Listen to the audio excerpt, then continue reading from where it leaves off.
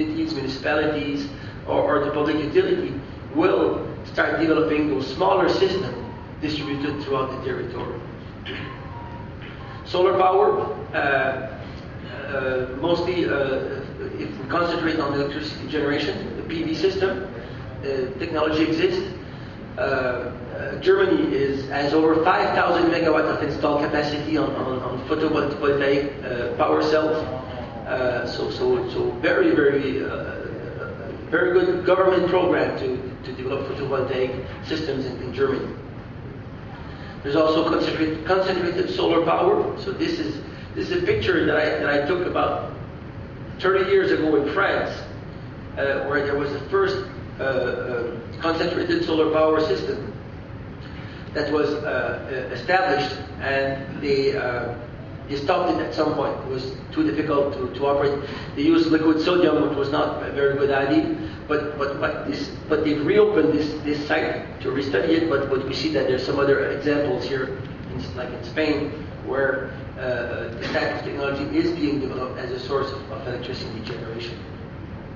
Similarly to the wind, to the small hydro, we've done solar energy potential maps of New Brunswick, where we show the territorial distribution of the solar potential energy, but also the seasonal.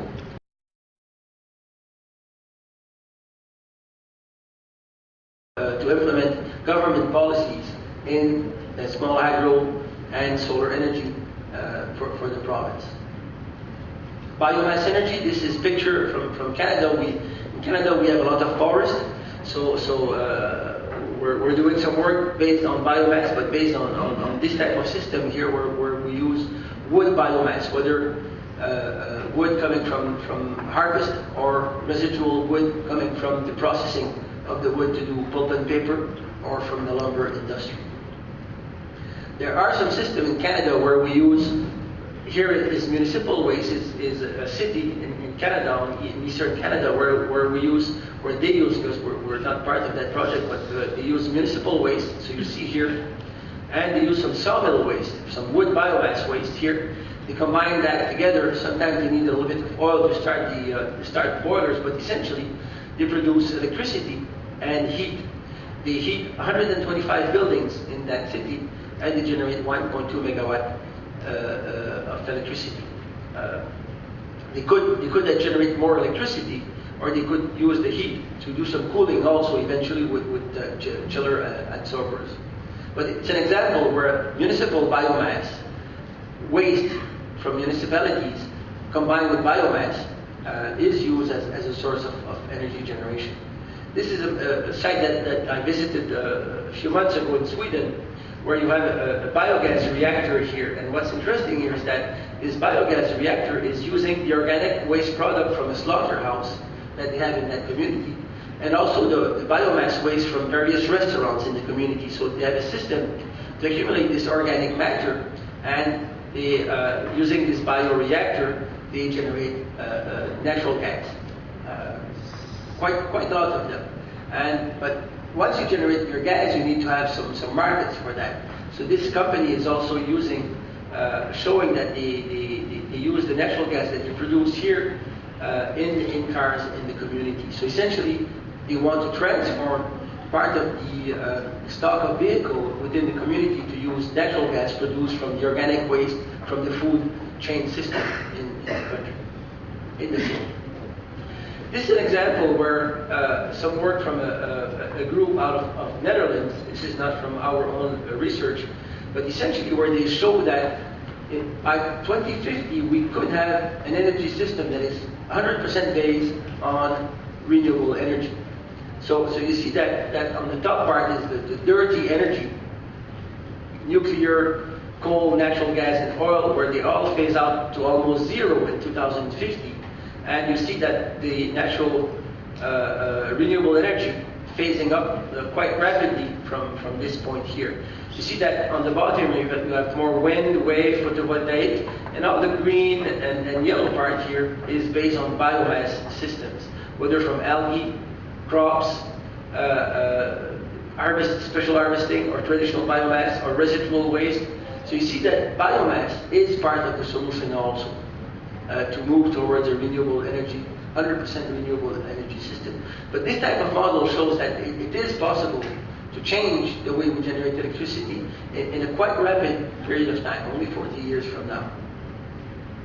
So we're doing some work now in biomass resource assessment, where we use the communities where there is some wood industry, a lot of pulp and paper, a lot of lumber industry, and we've separated the province in what we call CHP zones, so combined heat and power procurement zone.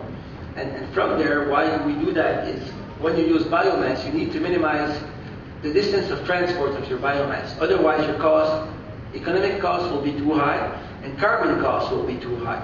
So you need to look to minimize the transport of biomass. Therefore, moving towards smaller systems within those zones where you have access to biomass. So this concept of distributed power generation, as you see, is always coming out of the type of work that we're doing. We've got preliminary results. What we've sent to the government just a few weeks ago. It's not public yet. It's the first time that it's presented publicly here, this result. But essentially, with the total, what we call softwood and hardwood, when we combine all of that, we could generate in my province 1,248 megawatt of electrical power on a yearly basis. And that corresponds to about the peak load, not the peak load, but the average load that we have on an annual basis. So essentially what we're saying to the government is that biomass, we could generate all of our energy from biomass alone in my own province. Well, this will not happen, but what we hope will happen is that by showing that the biomass is an important resource, we should have a certain percentage of our energy generated from biomass. There's work, this is not from my research work, but work on wave energy. So we've got this movement of the wave and the mechanism here in the middle. If you have a movement and you're intelligent, you can find a system where you will generate electricity by that movement. But quite interesting to see where this type of technology will move on. This is a tidal power project in my province that we're not involved in, but we follow. This is a 1 megawatt tidal turbine. You see, there's a person here. So it shows you the extent of the infrastructure. It's still quite a big infrastructure. This was put in the water. You see, this is on a barge when it was transported to be put in the water. It was put in the water for 1 year, a 1 megawatt system. When they took out this turbine, you see the blades here in the middle? There was no more blades. Okay, the force, well, first what shows that technology is not mature. We need to better understand the technology and continue to develop the technology of tidal power, but it also showed that the forces were much larger than what they were expected in tidal power. So essentially tidal power is not mature, but I think also in the next 10 years or 15 years, tidal power will be part of the energy mix of many countries. Now, moving on to smart grids.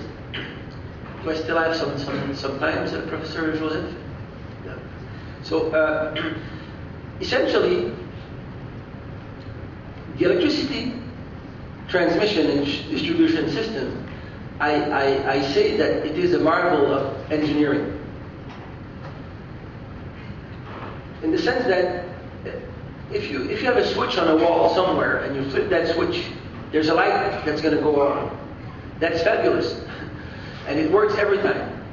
So it's really, the transmission system is a marvel of engineering. Very complex system, generation, transport, distribution, etc. But on the other hand, the transmission system that we know now, whether in OECD countries or anywhere else on this planet, the technology of transmission and distribution system is dinosaur technology. It's technology that is 40, 50, 60 years old. When we talk about smart grid, and essentially the transmission system is that we have now throughout the world, it's not only in Thailand, it's throughout the world. We have a wide direction transmission of energy from a central location where you generate energy and you transport it radially to a user somewhere. When we talk about smart grid, essentially what we will have is we will have a two-way transmission of energy, but also information. So there, you will transport some energy from location of generation, whether small or distributed generation to houses, for example. But houses can also have solar panels, so they can transmit energy in the other direction. At the same time, information will follow that energy. And you can better control usage, demand-side management, usage, energy efficiency by transporting this information. When there's a peak load, you want to reduce that peak load, you will just stop some equipment somewhere on the system. So that's, in a nutshell, what smart grid is. So essentially, it allows to have a much more efficient energy system globally, both at the transmission, generation, transmission, and distribution level.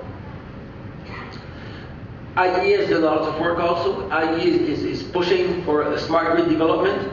I won't go through all of that, but essentially, smart grid will increase the flexibility of power systems and will facilitate the large-scale integration of renewable energy while contributing to energy security. There's many projects of smart grid around the world, and more we're seeing a lot of big projects. But I'll concentrate only on this one here, because I think there's a link that we can make with Thailand here.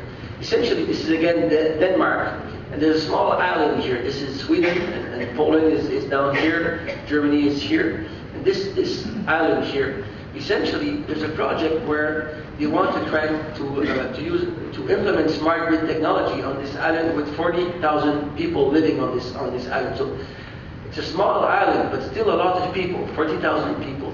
And essentially, they want to use the electric vehicle and integrate the electric vehicle on the transmission and energy system. So that with smart grid technology, so they will use batteries of the vehicle as a storage of energy. And that energy can be stored whether to move the vehicle, but also to feed back to the transmission and distribution system of energy. So each vehicle become a storage, but also a source of energy eventually for that island. I see this is interesting for Thailand because in Thailand you have a lot of islands, and in the energy system, an island is an interesting thing to study because it behaves as the whole country, but on a much smaller scale. So you can test new technology, new protocol of management, new generation of electricity, etc. So I would encourage you to look at this model here and see if there's some links that can be made to various islands here in Thailand. Energy storage will be a game changer also. Now, we don't store energy on the large scale. We store energy for our cell phones, but we need to store energy at the country level. And once we'll have storage capacity, it will change the way we generate electricity. It will change the way we consume electricity.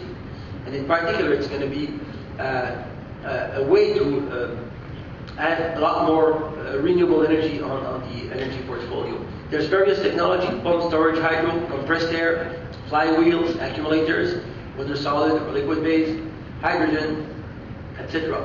So this also is not mature technology. I have the privilege to be Vice Chair of the Wind Energy Institute of Canada. We're currently finishing the construction and commissioning a 10 megawatt wind R&D park. So we will have our own wind farm at the Institute, a 10 megawatt wind farm, where we will be able to better understand how a wind farm operates, integrate new technology, etc., etc. But what's interesting is that we're currently developing a 1 megawatt grid-connected energy storage system. We don't know which one yet we will use, but we will have a storage system of 1 megawatt grid-connected, and we're working with the utility, the electricity company, to integrate that storage system on the electricity distribution system of that region. So essentially, quite advanced type of initiatives. If I go to green communities, and most of what I'm going to present is not based on our research work, but I hope it's going to give you some ideas of the type of things that can be done. The first one, which most of you, I'm sure, probably knows, is leadership in energy and environmental design. So essentially, it's a rating system for buildings. And the rating system has been developed to encourage and accelerate the global adoption of sustainable green building and development practices through the creation and implementation of universally understood and accepted tools and performance criteria. So essentially, it's a third-party certification. If the owner of a building analyzes its own building, they will say that it's the best building in the world. But if you use a third party to do accreditation, it's more rigorous, it's more reliable in terms of what it means. And it's internationally accepted. There's one component of LEED that is energy efficiency. I'm not talking about here about energy efficiency in this presentation. The only line that I'm going to say about energy efficiency is that energy efficiency is the least expensive, the most stable, the most reliable, and the most secure form of energy. The energy you do not consume costs you nothing. You will never lose it. It's going to be reliable. So energy efficiency is fundamental on moving forwards towards sustainable communities. And energy efficiency is part of the LEED system. The LEED system has a checklist, a list of criteria that you need to satisfy, separated in various categories. One is sustainable sites. So there are some criteria that are required and some that are potential. So the list of general criteria is sustainable sites, water efficiency, energy and atmosphere, materials and resources, indoor environmental quality, and innovation in the design process. And you get some points. The more points you get, the better rating, the better certification level you reach with your building. And more, you see some clients wanting to be in a LEED building. There's data that shows that productivity of people working in a LEED building, productivity increases because of the better air quality, better natural lighting, etc., etc. So it is an investment by the owners of those buildings. I found on the internet. I don't know, and I hope this is all right. But there's a website called leadinthailand.com, and I've cross-checked that with the U.S. Green Building Council, and there was a good correlation between the two. So I presume that data is accurate. And this is examples of LEED buildings in Thailand here in Bangkok.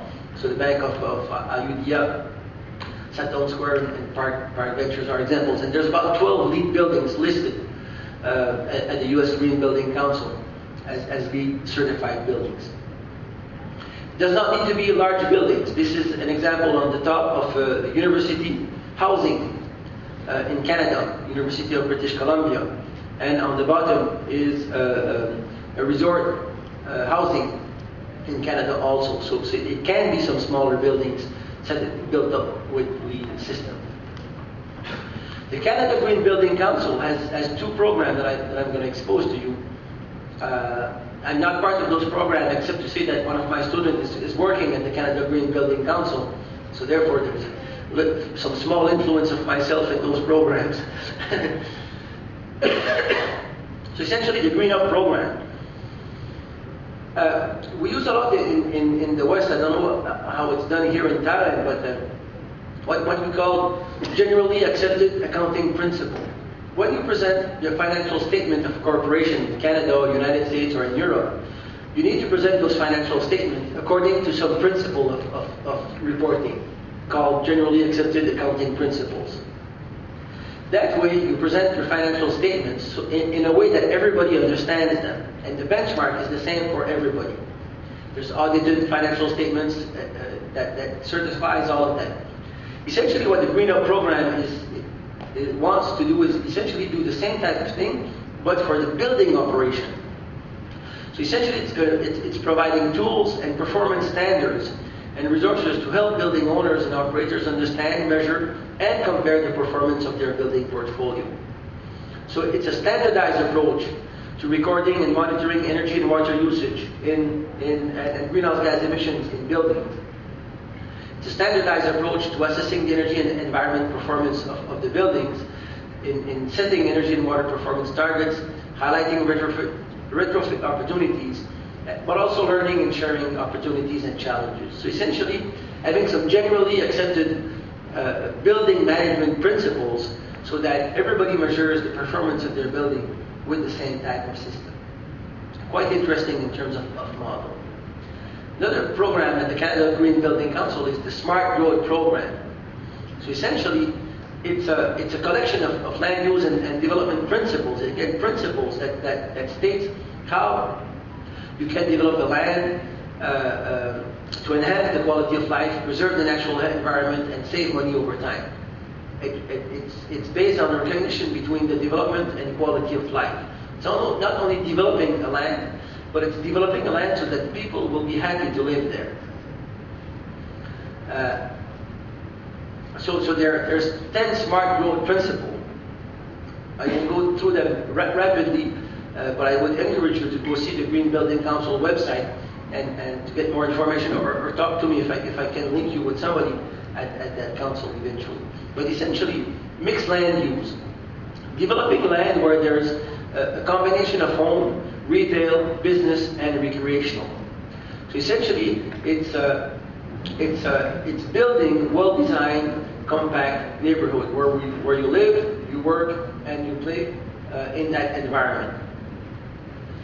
Live include schools also, obviously. You develop the land by providing